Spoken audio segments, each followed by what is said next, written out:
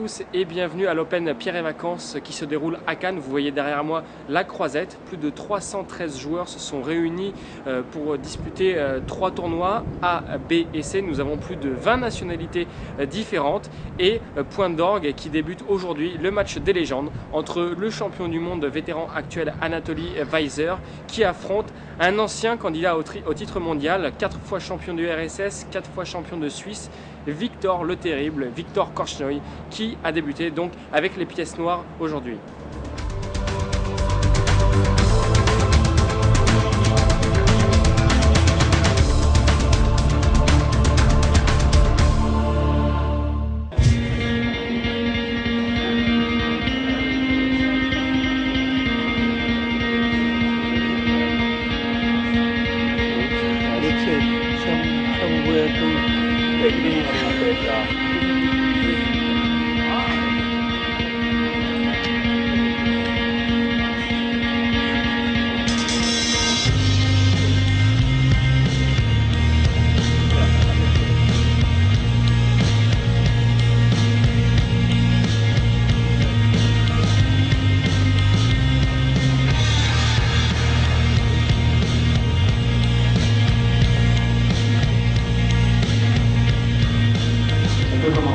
Les joueurs appuient sur la pendule.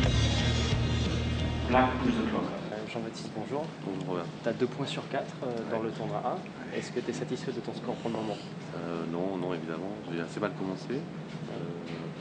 En perdant contre Natacha, notamment, qui joue bien dans ce tournoi. J'ai été complètement dominé, donc je ne suis pas très content de moi, évidemment.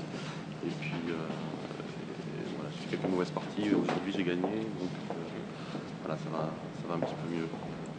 Le match Weiser-Korchnoi a débuté aujourd'hui. Qu'est-ce que ça te fait, premièrement, de les voir jouer pas très loin de toi? Et surtout, qu'est-ce que tu penses de leur énergie qu'ils impliquent? Parce qu'ils jouent une position à peu près égale, mais ça joue. Ouais. En fait, Weiser, on a souvent l'habitude de le voir, donc on ne peut pas dire que ça me bouleverse parce qu'on se connaît bien. Et puis, mais bon, il est champion du monde entier, ça fait quand même plaisir de le voir à l'œuvre dans son premier match avec ce titre. Et Korchnoi, c'est un autre calibre. Je suis allé à Gibraltar il n'y a pas très longtemps. Je l'ai vu jouer déjà dans ce tournoi. Il a joué les premiers rôles tout le long du tournoi. 80 pieds, je crois. Et battre Caruana notamment avec le noir. 2700 Elo, ouais. Massacrer Bologan, pas connu. Massacrer Valero.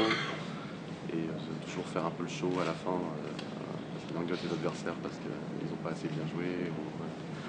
Enfin, moi, c'est un personnage que j'aime bien. Je suis encore plus fasciné d'ailleurs par sa femme, Petra, qui est toujours à côté et qui lui apporte toujours les petits café après 2 heures de jeu. Le café, le verre de lait parfois. Et ça fait 60 ans que c'est comme ça. Elle n'a pas bougé non plus. Je suis content de voir Korchnoi ici et puis de le voir jouer avec beaucoup de peps.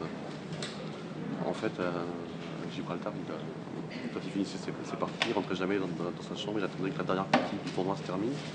Il suivait toutes les parties. En fait. Comment t'expliques cette énergie à 80 ans? C'est la passion, je crois.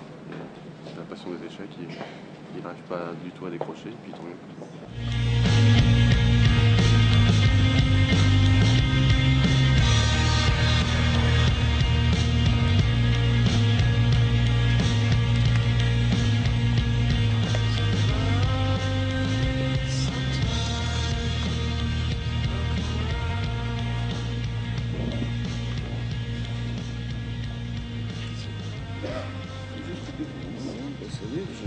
D'accord, lui il est légende et moi j'espère encore devenir légende. Peut-être dans l'autre ouverture, il ne peut pas montrer son génie. Aujourd'hui, à un moment, je pensais que j'ai l'attaque formidable. Je vu comment assez rapidement il a tout calculé, il a trouvé tous les meilleurs coups. Monstrueux. Oui, j'ai pas vu le coup Dama 6. Je pensais qu'il devrait jouer le Grand Rock. Et après Dama 6, lui, il a égalisé, mais pas moi. Oui. Déjà, le fait que je joue, avoir plaisir de jouer, avoir souvenir de ce match, le résultat c'est relatif, c'est beaucoup moins important. Si tu veux, je te dis franchement, je veux faire nul. Parce que je ne veux pas gagner, parce que lui, il va être malheureux. Je ne vais pas perdre parce que c'est normal. Il me reste que faire nul.